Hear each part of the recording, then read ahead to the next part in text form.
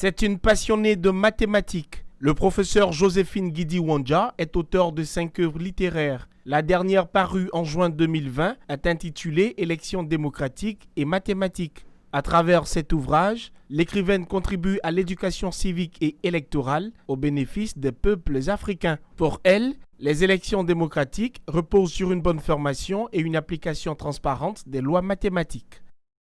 Je dis que les mathématiques sont à tous les niveaux des élections démocratiques pour les définir. Par exemple, comment vous pouvez comprendre les pourcentages qu'on donne, par exemple, pour les votes. Il y a eu tant de pourcentages d'électeurs qui ont voté, il a été élu avec tant de pourcentages.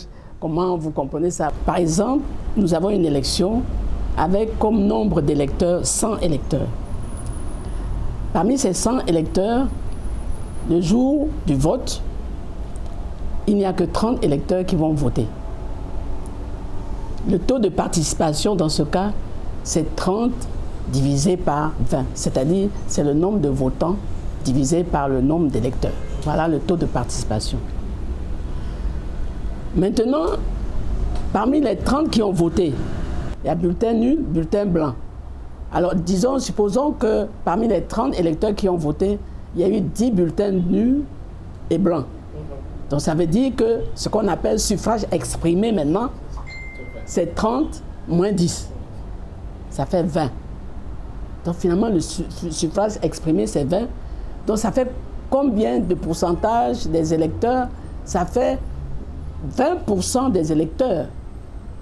20% du collège électoral qui aura voté. Maintenant, prenons les 20% qui ont voté. C'est le suffrage exprimé. Maintenant, l'élu. On vous dit par exemple que l'élu a été élu à 90%. Donc les 90% là, ce sont les 90% du suffrage exprimé. Ça fait combien? Ça fait 90% de 20, ça fait 18. Donc voilà quelqu'un qui est élu, qui se dit il est élu à 90%, qui a été voté seulement par 18 électeurs sur 100. Ça, c'est le danger de la démocratie, des élections en démocratie.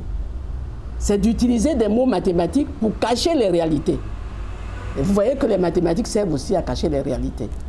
L'œuvre du professeur Joséphine Guidi-Wandja contient 84 pages et est accessible à toutes les couches sociales. La dédicace de l'ouvrage Élections démocratiques et mathématiques est prévue dans les semaines à venir. En attendant, l'auteur invite les peuples africains à relever le défi d'aboutir à 0 mort en période électorale.